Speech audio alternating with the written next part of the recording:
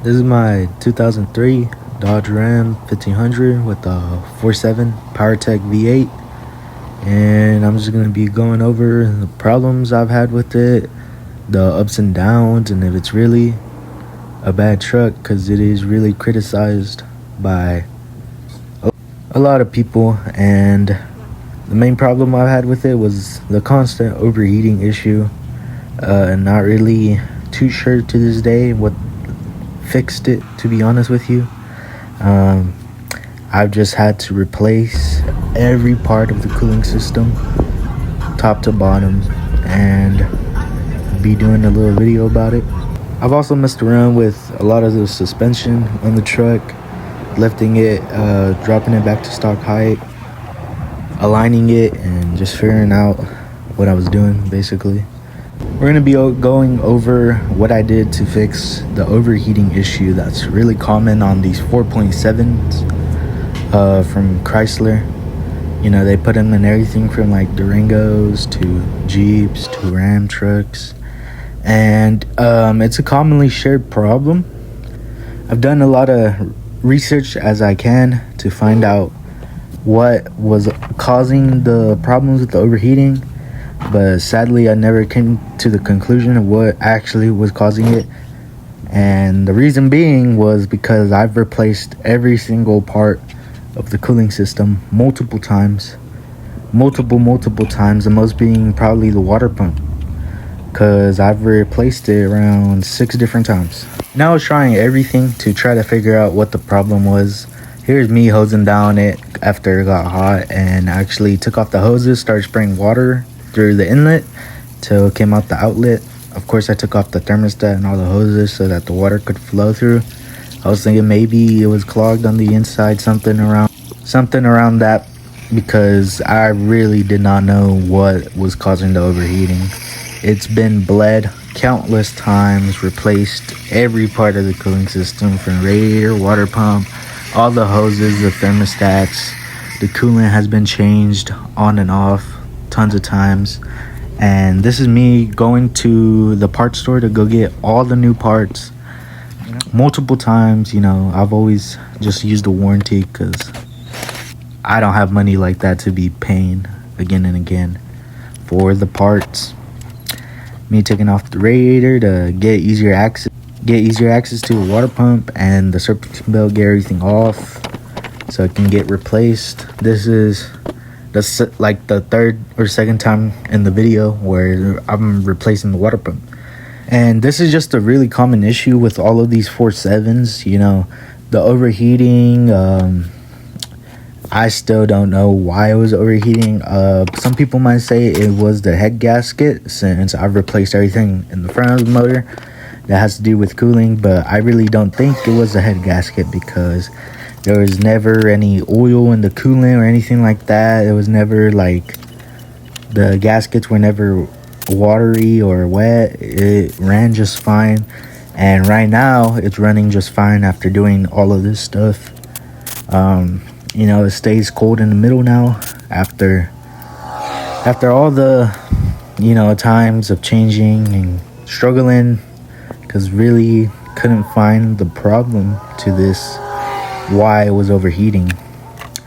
And to this day I don't know, but here's just me taking off every single part of the cooling system, replacing it all with all the new parts from the Rileys, and just trying to figure out what the issue is. People that know about these 4.7 engines might want to say that it might be the bleeder screw on the inlet at the top next to the alternator. And the crazy part about that is that I've bled it using it, and I've bled the system without using it, and both times has caused overheating. It's never solved my issue at all. And I accidentally, you know, twisted the threads on that and messed it up. So if I wanted to replace it, I'd have to do the whole timing cover of it, and I didn't want to do that, so I slapped some JB Wood on it and just bled it without using the bleeder screw, since I've tried with the bleeder screw and the exact same thing happened. It's still overheated. Another issue that the truck has is the slight smoking the oil.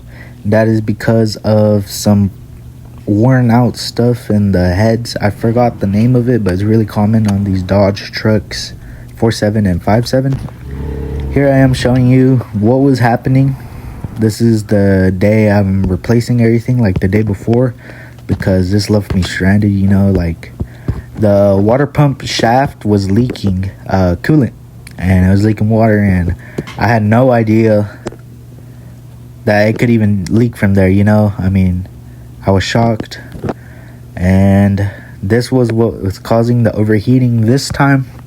Times before, literally no signs of coolant spill, no signs of nothing. Coolant was always full, but somehow it kept on overheating, and no matter the amount of times I would bleed it, it would still overheat. And that's the biggest struggle I've had with this truck. I've just replaced the cooling system, and eventually it started working. Don't know how, don't know why, and I kind of don't want to find out, because these 4.7s, they're criticized because they don't have a lot of power. They're pretty mild motors, you know. They make alright power for the time, but they are really lacking in it. I really want to drop a Hemi into this truck. I want to work towards building maybe like a stage 2 Hemi to drop into here. And these 4.7 engines, I'm not saying they're junk or anything, they are really reliable. This one has 260,000 miles by the time I'm recording this, so that's already more than a lot of the cars on the road. Obviously, it's never given me any major problems besides the overheating and some issues with the IAC, the throttle pedal position sensor, the sensors that are on the throttle body that are connected. Those have given me issues every single time it rains. They seem to stop working for some reason. And this is just me putting the radiator back in, you know, putting everything back in how it was. I'm just replacing everything. I just wanted to do it on my day off, because don't have time to be doing this all the time, you know, even though truck really asks for it. Besides those sensors on the throttle body, motor has not given me any trouble. You know, there are those things that are worn out in the heads that leak a little bit of oil. I forgot what they're called, but they kind of look like little top hats. I've seen pictures of them, and I just don't feel like replacing them, because I'd rather just save up towards dropping the newer, lower mileage Hemi into this truck. Try to get that through. Probably post a couple videos on it. Overall, it's been a great truck. You know, I used to haul stuff before I owned it, just light stuff to the work site. It was a work truck. Here I am sitting in my truck after replacing all of it, and it actually is not overheating. And I was super shocked, super happy, and then it started not cranking over, and starter is engaged and everything is sounding just fine. It's just those sensors on the throttle body that kept on messing me up. I had to drive it home like that to go fix it, and it was a pain. It kept on dying on me at random times, and the acceleration was horrible. The upper control arm bolts got lost. I don't know how. I mean, I tightened it all up, but they got lost. I had to buy new ones. That was the problem with why the tire was sitting like that. And here's a little short video on doing it. I was gonna switch over to the video I recorded that has sound. This is me and my friend switching suspensions in the O'Reilly's parking lot. Just because I wanted to put this truck back to stock, because I have plans to bag it. Alright guys, so I'm here with Raphael. We're taking off the fucking wheels. We're switching the suspension. This is a 3.5 inch lift from Rough Country. Right now the truck leans pretty good. The lift in the back is not on. It's actually dropped 2 inches in the back, and we're swapping over.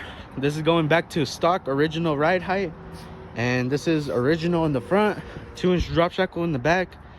So basically the big truck is going to this stance, and the little truck's gonna get lifted. All right guys, so here's a better look at the suspension.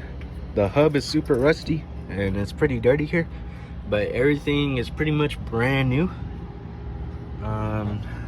We'll be replacing a couple things in the suspension, like all the ball joints and lower control arms. Everything else looks good. All right, guys, we got the tie rod out. Just gotta bang it, get this bitch out.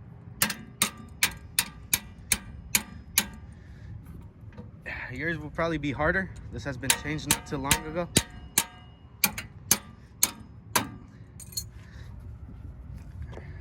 All right, so we got it out. Now from here, you want to drop the upper control arm from the knuckle, and then also unbolt the lower control arm to the knuckle as well. The knuckle will come out with the hub, and then after then, actually we got to put the jack under here, and because the spring will be under pressure. If you don't do that, if you just drop it, then the spring will fly out. So we're gonna do that. So we're unbolting the upper control arm from the knuckle. Lower control arm bolt is still on. We have the jack on the lower control arm to hold the pressure from the spring, and you drop it all at once. That way, like, the jack puts pressure on the spring so the spring doesn't fly out and kill someone or hurt somebody. And we're just doing that right now. Here with my boy Rafa. We just took out the spring and the shock. You have to drop the knuckle, upper control arm. We disconnected the lower control arm, but it's stuck on there. Sway bar end links, tie rod ends, upper control arms, and it just came right up. It's right there. Rough country, spring. Then that's basically it. We're about to swap. All right, so we're taking the suspension off the other truck. Everything's coming off. We got that truck done, both sides. Just on to this one. I'm just showing what the 4.7 can do. This is a 4.8 Chevy Silverado, and there's also a 5.9. It'll show in a second. And for having such low horsepower, it actually did pretty good against both of them. One thing I want to mention is that the coils were bad on my truck for a really long time, and the reason why is just it never showed a check engine or anything. I thought I was just getting bad gas mileage because of the lift. Ended up being the coils are bad. It doesn't show check engine, but I ended up replacing those. Runs a lot better now. If you want to see about my interior, I've done a lot of the interior on this truck. It's been a lot of money, so I'll do a price breakdown of my truck. And I just want to thank y'all for watching.